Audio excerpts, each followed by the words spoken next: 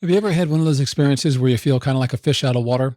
Well, that happened to me recently because I needed some new photographs of me. And although a lot of photographers like to do self portraits, and I've done a couple myself, I knew that I needed something else. I needed someone else behind the camera. I needed someone else to help me with the overall look to get the kind of photographs that I wanted. And that's what we're going to talk about today is like, what's it like when a photographer gets on the other side of the lens to be a portrait subject?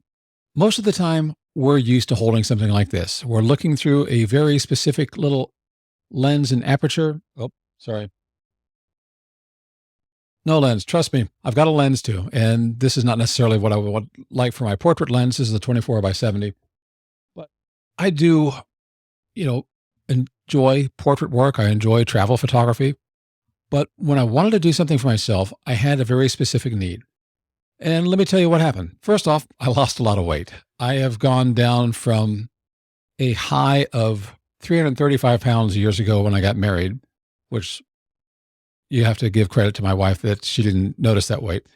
And I've dropped about 155 or 165 pounds. I've lost count of which.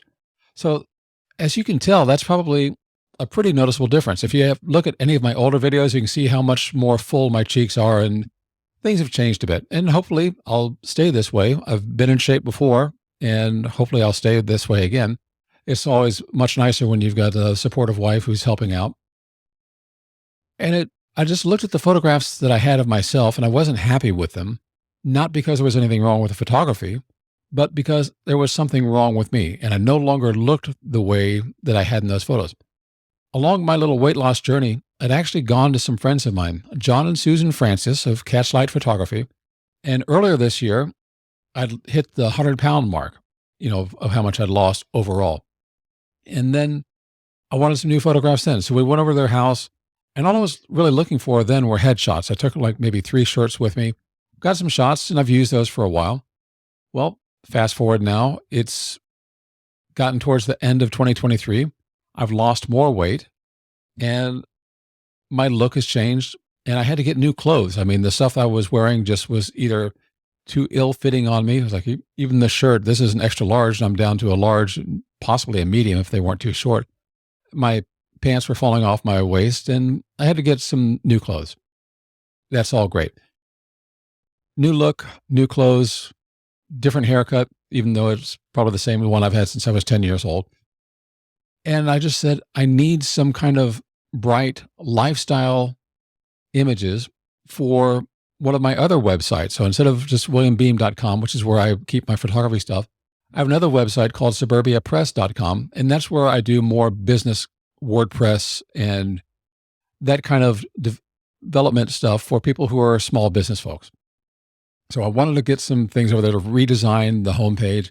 I needed some photographs of me as I am. And I went back to my friends, John and Susan Francis.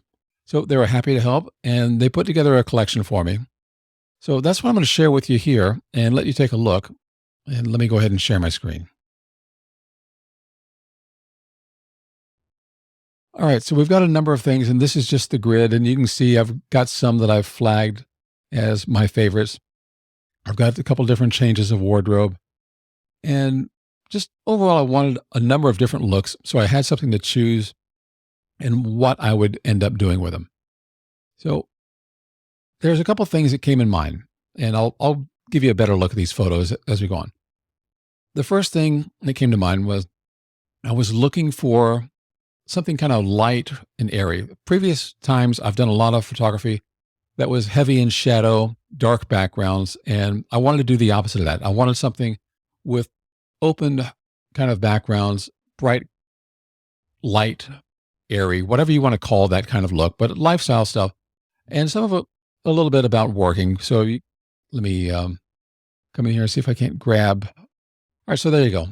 Just me, home office environment, got my laptop, and that was the kind of shot that I wanted. You can notice the background's not dark. There's not heavy shadows on my face. And I've got my laptop there, which is because, like I said, this is for Suburbia Press. And I'm working on software and web development stuff there. That seemed to fit kind of what I wanted. So the idea was to get different photos to represent myself to that audience.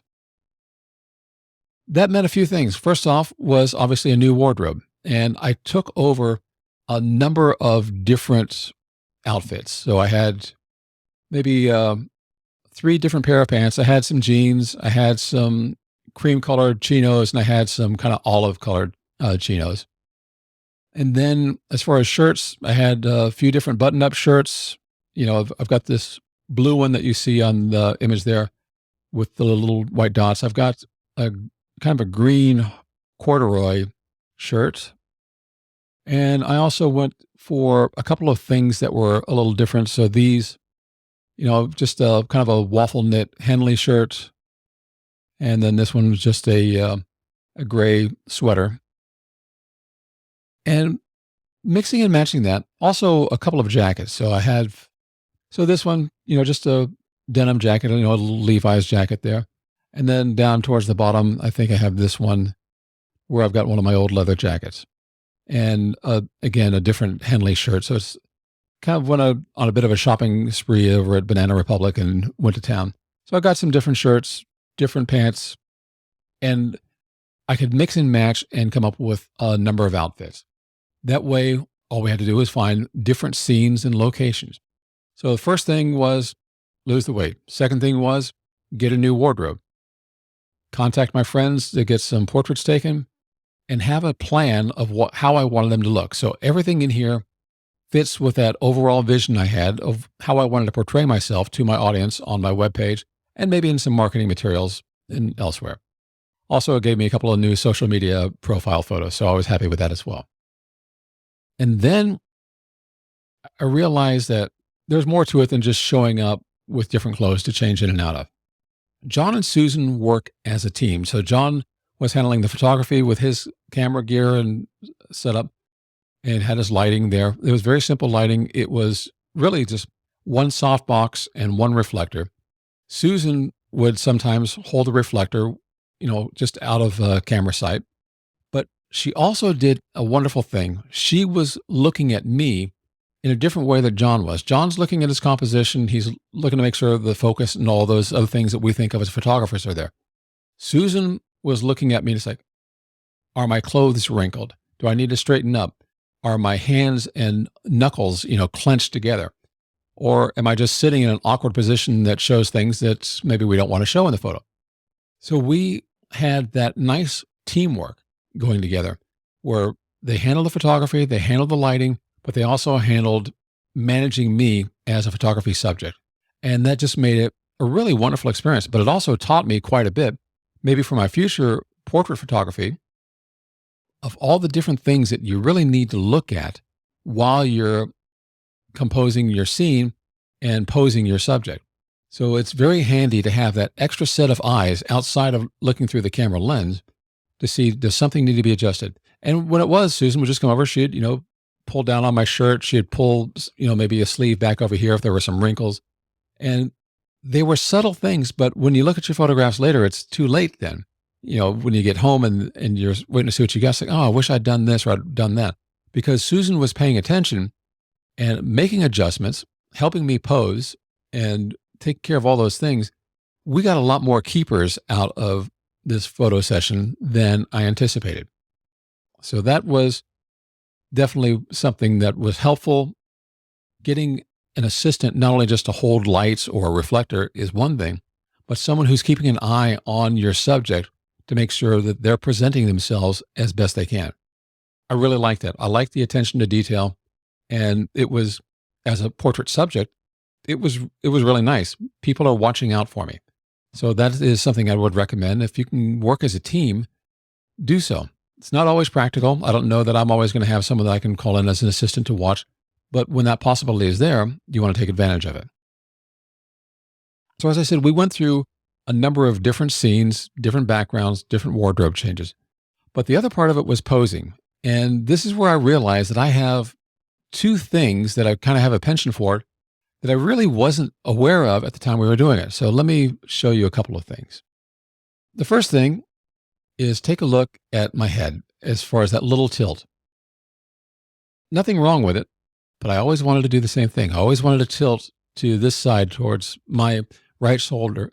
For some reason, that was natural to me. And at the time I was doing this, my thought was, if you're going to take portrait subjects, one of the things that really helps is diagonals. So I was trying to get like a little bit of a diagonal line with my head. I wanted to change things up a little bit. And I don't know, I just seemed to favor that side. It's not like I ever turned this way. To me, that's unnatural and uncomfortable. I would always kind of tilt that way. So I was trying to be wary of all of my photographs coming out with me doing the same kind of head tilt. And like I said, you see one photograph, you don't think anything of it. You see a few dozen photographs and they all look like this. And it's like, well, do you have anything else in your little bag of tricks? So as a portrait subject, I was aware of it at the time, but yet I felt some kind of compulsion to do that same thing. Fortunately, that's where Susan came in, and she would adjust me or, hold your head up straight, put your shoulders back, whatever it is that you needed to do. And that's part of what your photography team can do for you, is to make certain that you're not repeating yourself over and over again as a portrait subject. The other thing I mentioned, there were two things. Let's bring this one up and take a look at my hands. I didn't know what to do with my hands. I had a problem where I just kind of was clenching my hands together, or sometimes I'd have my fist out there and a hand wrapped over it. And it's like, I didn't want to look like I wasn't relaxed or uncomfortable, but for me, that's what I do. That's typically just, if I'm going to rest my hands in front of me, typically I just kind of wrap my fingers together, kind of like this. And I'm doing that in the portraits themselves. And there's a lot of them where you'll see the same thing. And Susan called that out because she was paying attention. And we tried different things. I tried resting one hand on top of the other. You can see I'm still tilting my head back and forth. And then we tried a couple of other things. So this is another example where it's like, I think we might be a little soft on my hands there, but that was the idea. It's like, don't clench my hands together, but I don't know that what's really going to work best, or if it's going to make that much of a difference to people when they're looking at the photos. And we also tried something like this, where I'm just sitting there, with my arms crossed. The idea was to get a variety of different styles of something to do with my arms and my hands while we were posing these things. And again, that's something that when I'm looking through a lens, I'm mostly looking at the eyes, I'm looking at the face. And obviously, you need to pay attention to the entire body, or what's being presented. What message are you sending across as a portrait subject? And also my expression, sometimes I've got like this, well, let's just call it a smirk. And then other times I'm smiling gladly. Let's see how this one looks. So I've got a different bit of a smile. And on this one, you can tell that my head is tilted slightly towards my left. So that was another thing. This one, I didn't know what to do with my hands, so I just kind of jammed them in my jeans pockets. And overall, I think we got the shots that I wanted. But it was very enlightening to me, being a person who likes taking portraits, of what it was like to be the portrait subject. And let's take a look at, but this one we just did on their stairwell. And I've got to adjust a little bit because you can tell the stairs are kind of running downhill a little bit. This was another one of those things where inadvertently you didn't know what was going on. So if you look at my hands where I've got them clasped together, well, that's because I needed to cover up my crotch, because otherwise it was a little bit unflattering to look at. And, even during the photo shoot, John was saying, that looks a little bit crotchy. I thought, oh, well, let me do something else. So first thought was, let's cover up the offending area and just kind of put my hands down there. And we did change that up. We tried a few other things. They handed me a book to look at. And also on this one, you can see I've kind of got my knees over, and that didn't really grab me that much for that kind of a look. I think really it came back down to, this was the look. I just needed to adjust, what's going to be my head tilt, what's going to be my smile, what's going to be any gesture, and do I have, baggy clothes on some of these shots that needed to be tweaked. I would say there was another one where I wasn't really even ready for the shot. They were getting their composition and setup ready. And I was just sitting there like this. And I thought, okay, good. You've got your, hand up by your chin, but you're kind of blocking part of your face. So we worked through that, trying to find something that really fit. And we tried a few different things. I think ultimately I came up with something like that and like that. And I don't know if I'm really happy with the way my hand looks there or not, but I've got a few different options to work with and see if we can find out something that works, maybe with a bit more of a smile than that. And that's one of the other things. As they're shooting, they're not necessarily waiting for you to be ready. They're taking shots and seeing what can we fix, what can we change. So the nice thing about digital photography, we've got big cards these days, and you can take a number of shots without having to rehearse everything before the shot like we did in the old film days. So we tried them out, and sometimes things work, sometimes they don't, but you always end up with something that's different, and hopefully you find something that's better. And that was the idea with this. So I finally got the idea. All right, take my hand down, put it over here. I mean, what really do you do with your hands when you know that you're being watched, when you know that you're being photographed, and then this is going to be something that you're publishing? Well, you try different things. This one, I had an idea that I wanted to show the screen so I could superimpose different things on the screen later on. And that's why we have these shots here. It's just my login page. I also wanted to do a couple of things, like, for example, this one, I wanted something on a plain background so I could go ahead and cut myself out and put on my web page. So, and I forgot which one I've used, but let's go ahead and take a quick look. Let's go over here.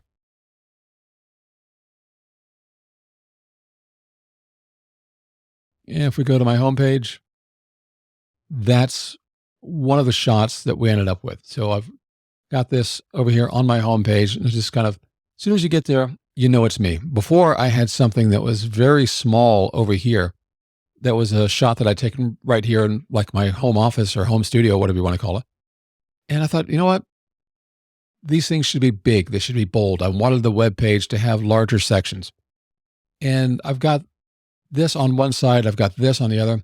But also, I wanted to make certain that when you go to mobile, that you don't lose this. So as I drag this over here and it gets into mobile, there is a different section that's got the same information, but on mobile, it just kind of looks like I'm just standing behind a little card. So let's get rid of that. And that's why we took a few of these different shots just to see what worked out. And I think this is the one that I ultimately ended up using. We did a few others. So this one we did outside. They've got this lovely tree and bush. You get a nice long lens, you get some compression, and it just gives you a different color, a different bounce to kind of put behind you. So I did a few shots like that, then went ahead and grabbed my jacket and put that on. And I think that's one of my social media profile photos now. It's it's got the light that I want. Even if it seems like it's a little blown out there, I think that's because my hair is turning so gray. But I was really happy with these photos because they kind of gave me the environment I want. But what I wanted to talk about today was what was the experience like of being on the other side of the lens? And it can be a little disconcerting for people that are used to being in control behind the camera, trying to look at things and make other people look their best. This is one where you almost have to relinquish a little bit of control and let other people guide you. And I think that's a good lesson for portrait photographers. If you haven't done so, get a friend or hire somebody and go out and take some portrait photos. And I don't mean just one. Have different scenes, have different wardrobe changes, go through different poses, and stuff that you really want to use, something that's important to you. And then that way, you're going to learn a lot more about how it is for your subjects and how you can make them feel comfortable and get the best out of them next time you go off and do some portrait photography. I hope this was helpful to you, or at least gave you some ideas to think about. I hope you'll try it out, become somebody else's subject for a while. And if this was helpful to you, please go ahead, click the like button. That tells our little social media overlords that we've done something right and helpful. They'll show this to more people, and it's really helpful for the channel. Thank you so much. I'm William Beem. I'll see you in the next video.